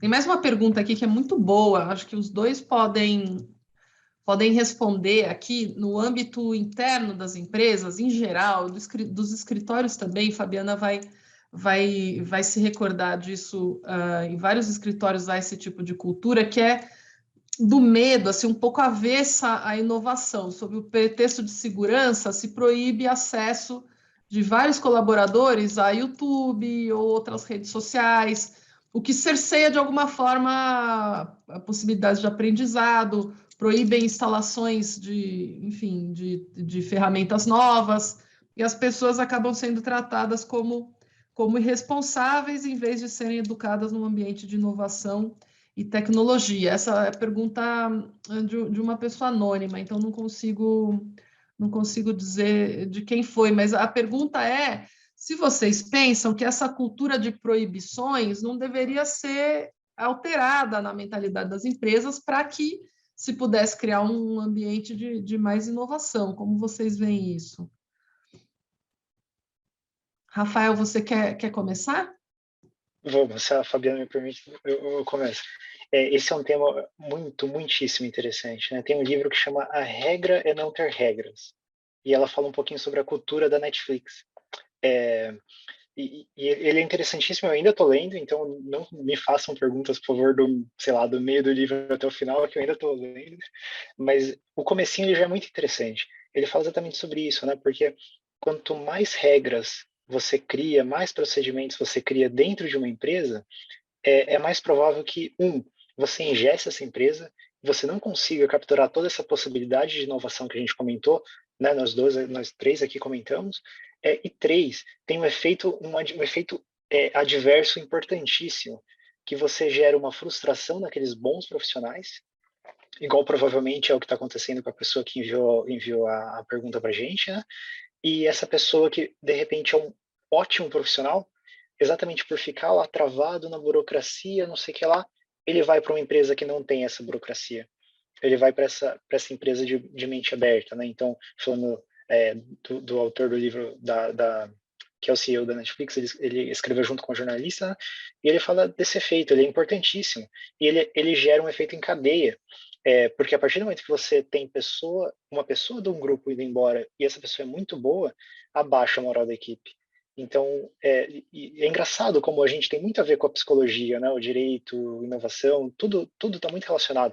E você gera esse efeito em cadeia, você vai minando o capital humano dessa empresa exatamente por conta de, puxa, é uma coisinha ou outra chata que você fala, pô, eu estava lá, eu conseguia ver uma palestra no YouTube, eu conseguia às vezes escutar uma música também, tem bastante, né, que dá para usar também, e não dá mais, assim, é uma coisa tão pequena, qual que é o problema, né, de eu fazer isso?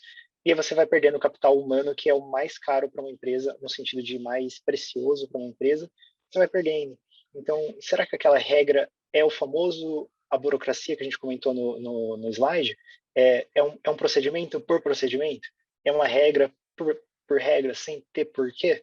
Se for esse efeito adverso, acho que ele não é proporcional ao ganho que você tem. Então, acho que tem vários aspectos, né? O que me vem mais à mente agora é exatamente esse. Você perde muito talento, e a perda de um talento, ela tem um efeito estrutural muito grande, no sentido de desmotivar uma equipe, e a partir disso, uma equipe, você perde seu time inteiro.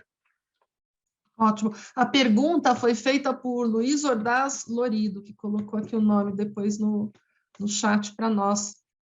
Fabiana, você quer comentar?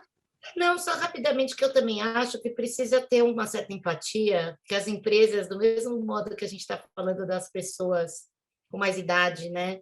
Você vai ter instituições, escritórios, empresas menores que também vêm, né, numa tradição anterior. Então, o que nem o Rafael falou sobre o mindset, é importante, primeiro, né, criar uma cultura de mudar o mindset, de que, de novo, essas ferramentas não são algo assim perigoso, né? Elas deixam rastro, então não é que a pessoa vai fazer algo que as empresas não terão como né, saber ou descobrir. Eu suspeito que também existem empresas que têm políticas, né, que tem a ver também com aquela coisa do trabalho mais flexível, né, que também é uma característica das empresas mais inovadoras, você ter essa coisa de que assim, olha, não me importa que horas você trabalha, não estou aqui para controlar se você vai trabalhar das 8 até as 18, né? Você pode ter o teu horário flexível, tem um que gosta de trabalhar mais de manhã, tem outro que gosta de trabalhar mais de madrugada. Desde que você entregue, tenha suas entregas, você vai ter uma possibilidade de ter um trabalho mais flexível. Então, isso que a gente viveu na pandemia, né? De que também está cada um dentro da sua casa, e o trabalho está acontecendo, e as pessoas estão entregando, e o seu chefe, né, ou a empresa não está vendo exatamente se você está no YouTube ou se você não está, né, ou que horas que você está, também é uma mudança que vai contribuindo, né? Porque eu acho que também um pouco dessas proibições tem a ver com aquela coisa, não pode distrair, não pode perder tempo, que tem que ser dedicado ao trabalho e tal. Então, eu acho que são evoluções que vão acontecer, né? Elas já estão acontecendo de maneira muito clara em empresas maiores, que já estão mais na ponta da modernização, mas elas vão acontecer. Eu acho que tem um novo padrão, né? E a pandemia vai mudar muita coisa, né? Já mudou. Eu acho que a gente vai se deparar com esses reflexos, quando, né, se Deus quiser, a gente estiver do outro lado, assim, de ver que funciona, né? Você não precisa ficar controlando o seu funcionário, ele está na casa dele e ele está trabalhando, ele está fazendo as entregas, ele tem produtividade e tudo bem, você desfez um mito, né, de que você precisava ficar ali vigiando o trabalho dele. Aliás, essa é a minha próxima pergunta. Fale, Rafael. Não, quer perguntar? De repente é até alguma coisa relacionada. Pode ser, porque eu ia perguntar exatamente em relação a essa oportunidade que a gente vislumbrou na pandemia, né, do trabalho remoto. Como que a 99 e o Nubank estão vendo isso? Assim, como estão pensando em voltar, estão pensando em retomar, vão encarar de outra forma a contratação dos seus profissionais, por exemplo, em lugares fora da sua sede, fora de São Paulo? Porque essa questão da diversidade também tem uma dimensão de diversidade regional, que muitas vezes a gente também não considera no Brasil, um país continental, né? Em geral, mesmo que você contrate pessoas considerando diversidade etária ou racial, a diversidade regional não é algo que a gente considera. Então, como que as empresas de vocês estão vendo essa retomada pós-pandemia?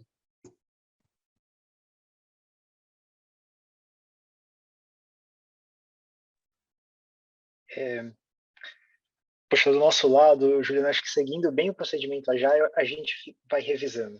Então, a gente vai revisando, por exemplo, a gente não tem problema nenhum em às vezes planeja voltar em determinado mês, mas a gente vê que, por exemplo, o pico da pandemia, a gente está num pico de pandemia, né? Então, eu não tenho agora, a gente ainda está nesses estudos, né? Não tem nada ainda concluído, mas o que a gente sempre valoriza muito é essa variedade cultural, né? Então, por exemplo, no México, a gente tem uma operação lá já, e assim, o que acrescenta, inclusive pessoalmente, para a gente, é imensurável, sabe? A gente poder trocar uma ideia com outro país e falar, poxa, como que funciona? Às vezes você não sabe como funciona a lei de outro país, você troca uma ideia super simples, né? De, mas aqui eu tenho um negócio que chama título de crédito, não sei o que lá. De falar, não, aqui é a mesma coisa. Então, eu acho que sim, a gente, como você colocou, né? Nós somos um país tão grande e valorizar essas regionalidades, inclusive, essas diferenças culturais que a gente tem, que são riquíssimas, principalmente no Brasil, é tão valioso quanto essa globalização que a gente tem no aspecto de outros países. Para mim, elas estão no mesmo patamar de quanto são interessantes. A gente está trabalhando remoto desde o começo da pandemia, né, nem sei, mas foi março de 2019. A gente já tá, né, a gente achou, né, eu brinco que eu lembro que eu falei com as minhas amigas que a gente achou ruim quando falaram que a gente ia ficar 6 semanas em casa. Então, como tudo é relativo, né? Como tudo a gente vai se acomodando. Mas, realmente, eu acho que é muito similar ao Rafael. Eu acho que a empresa ainda vem observando, né, como estão os números. A empresa, desde o começo, também foi muito clara que o mais importante é a saúde das pessoas, não colocá-las em risco e sujeitá-las, né? Tinha a questão das escolas. Então, como é que você vai pedir para o funcionário vir trabalhar se ele não tem ainda a escola para levar os filhos? Então, assim, teve a empresa teve um approach bem humano, assim, no sentido de que o importante, em primeiro lugar, é a segurança. E, de fato, eu acho que todas as empresas tiveram esta experiência de que funciona, né? O trabalho remoto está acontecendo de uma maneira que ninguém imaginou, né? Que todos os times estão.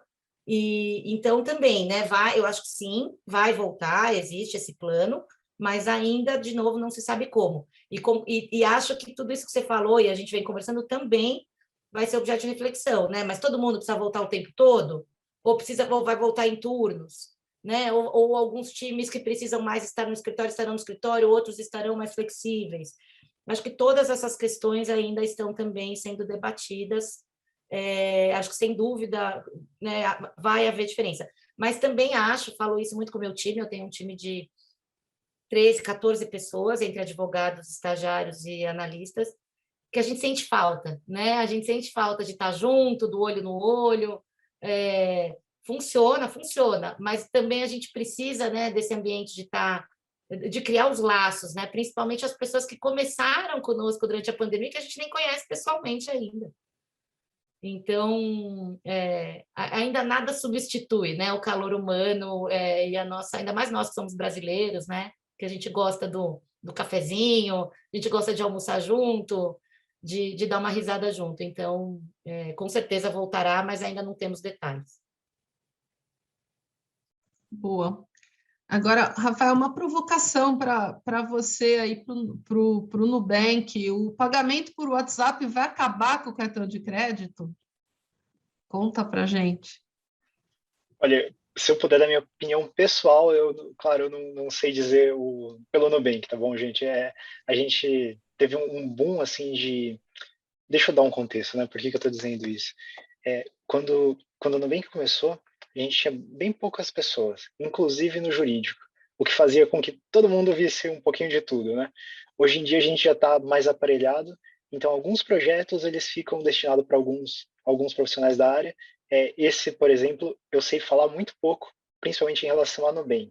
Se eu puder dar minha opinião pessoal, eu acho que não, tá bom? A minha opinião, Rafael Cato, me parece que não, porque até por conta de costume, né? Eu acho que a gente tem bastante essa familiaridade já com cartão de crédito, a gente tem até um aspecto emocional com cartão de crédito. Muitas instituições criam várias e várias bandeiras não, mas vários e vários modelos de cartão, porque isso tem apelo do público, né? O público gosta disso, né? E eu acho que sim, eu acho que por um lado é uma inovação muito valiosa, porque permite vários tipos de inovações depois dela. Então a gente não fala só de pagamento pelo WhatsApp, né? A gente fala, por exemplo, de e-commerce sendo usado o WhatsApp para pagamento. Então eu não acho que necessariamente substitua, de novo, né? Minha opinião pessoal, não acho que substitua, mas eu acho que o convívio dos dois ele tende a ser muito proporcional, muito bem visto. Posso dar uma Claro. controvérsia? Não, então, Claro. eu não sei se dizer no cenário brasileiro isso vai acabar, mas eu realmente acho que é muito provável que fique muito pequeno ou, né, vá desaparecendo aos poucos. Eu tive a oportunidade de ir à China em 2019. A 99 hoje faz parte de um grupo chinês, então fomos em 2019, antes da pandemia. E desde a gente sair daqui, já tinha essa coisa, não, você tem que levar dinheiro vivo, porque eles não aceitam cartão de crédito e tal. E existe um aplicativo lá, que é o aplicativo, é praticamente o WhatsApp deles, chama-se WeChat, todo mundo tem, e os pagamentos já são feitos ali dentro, né, com o QR Code e tal. Era simplesmente impossível usar cartão de crédito. Eu passei, né, de novo, eu testemunhei, não é, ninguém me contou, não. Você ia, né, um shopping enorme, lojas internacionais e tal. A hora que você ia pagar com o cartão de crédito, as pessoas que trabalhavam na loja, elas não sabiam o que era aquilo. Elas nunca viram um cartão de crédito na vida, né? Então, é uma população que fez, em grande parte, esse salto do desbancarizado ou do dinheiro vivo para o pagamento via aplicativo. Não teve a transição do cartão de crédito como é, sim, né, no Brasil há muitos anos, então talvez por isso seja mais difícil de sumir. Mas a chinesa já é uma sociedade que, tipo, pelo menos ali onde eu estive, que foi em Beijing, aparentemente o cartão de crédito não existe, e muitas pessoas nem sabem o que é, né? O pagamento por aplicativo, uma facilidade enorme, realmente, né? Mas vamos ver, Rafael, daqui uns 10 anos a gente, talvez menos, uns 5 anos a gente se fala para ver se você acertou ou eu acertei. Que Não, ótimo. exatamente, exatamente. E tem um elemento cultural muito interessante nisso, né? Eu acho que principalmente isso, o elemento cultural faz com que torne um pouco imprevisível essa previsibilidade, né? Inclusive eu lembro a China um padrão a ser alcançado em alguns temas, né? Por exemplo, pagamento, eu lembro de ter visto, e aí não foi igual você, infelizmente, Fabiano, mas foi mais uma reportagem que eu vi de pagamento por reconhecimento facial. E aí você pensa, poxa, quanto de infraestrutura não deve precisar para chegar nisso, né? Mas eu concordo com você, daqui alguns anos a gente só assim para descobrir mesmo. Muito bom.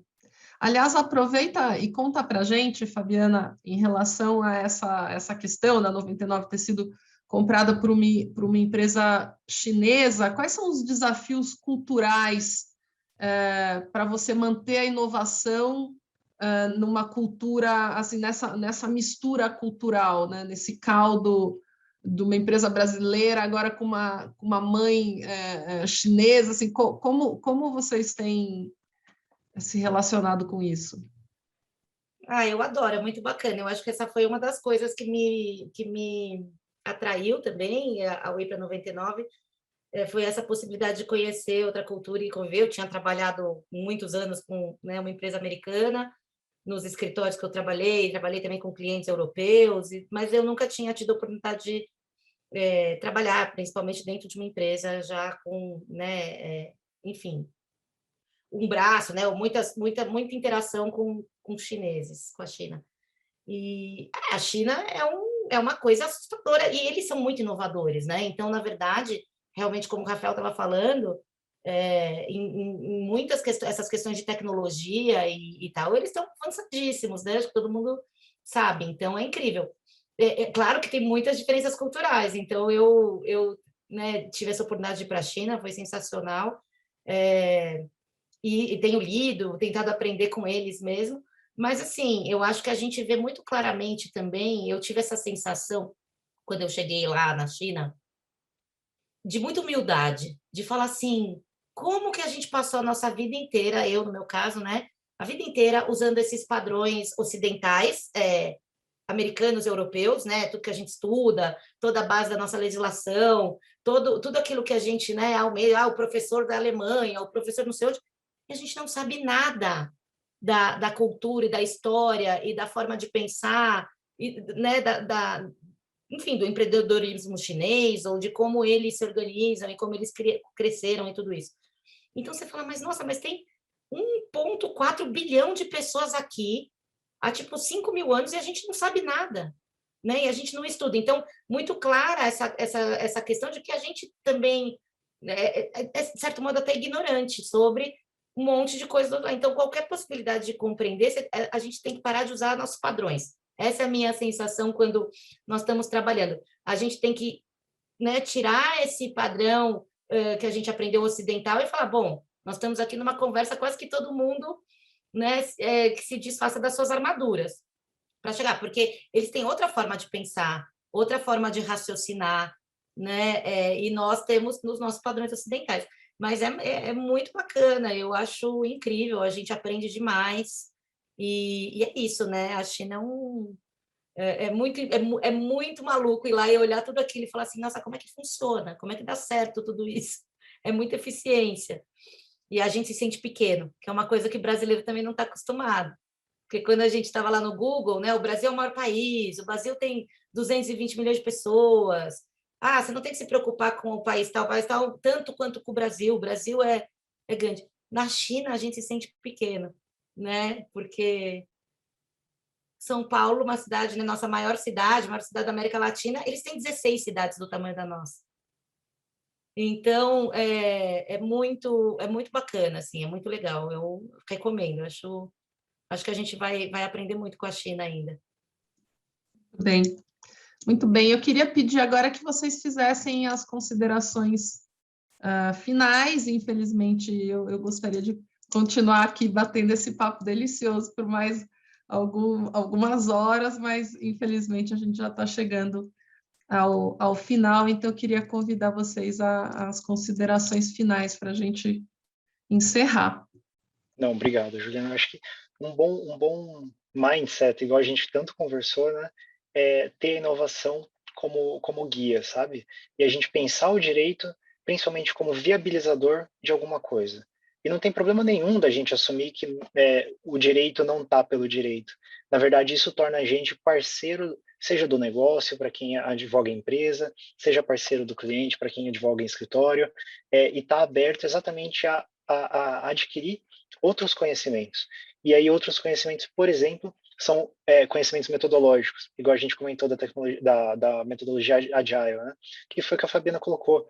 Muitas vezes, outras pessoas, outros profissionais, de outras áreas, já atuam de certa maneira, mas se a gente ficar com um pensamento muito enclausurado, a gente vai perder a oportunidade de ganhar conhecimento, ganhar em eficácia, exatamente por fechar como classe. Olhar a gente só e comparar com outro advogado e falar, poxa, eu tenho que fazer um outro curso em direito.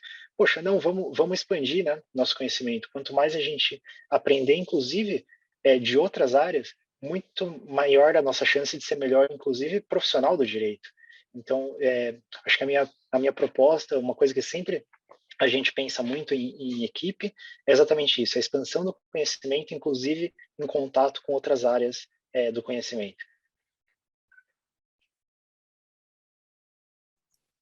Eu só queria agradecer, não estou vendo, né, as pessoas que estão assistindo, mas um abraço para todos os colegas pela nossa semana, pelo Dia do Advogado, que a gente continue, né, lutando pela... É isso que eu falei, é gostoso quando a gente pode fazer coisas que a gente acredita, e eu acho que a tecnologia é algo que eu acredito muito, que realmente melhora a vida das pessoas. Acho que muitos de nós lembram, quando a gente não tinha um mapa no celular, como é que a gente encontrava as pessoas, gente? A gente nem lembra. Como que a gente marcava alguma coisa e ia, né? Era uma relação de confiança mesmo, que a outra pessoa ia estar lá, né? Esperando na hora marcada. Porque hoje a gente está o tempo todo com o WhatsApp, olha, estou chegando, me atrasei, não sei o quê. Mas realmente, assim, é algo real. E, como eu falei, o gênio não vai voltar para dentro da lâmpada, né? O mundo é da tecnologia, o mundo é dos jovens, o mundo é dessa geração que tem hoje 12, 15 anos e que já são, né, nativos digitais. Eu tenho 2 filhos que já sabem, né, muito mais do que eu em um monte de coisa, dos joguinhos é uma luta, né? Uma luta dos pais, é o tema para outras palestras.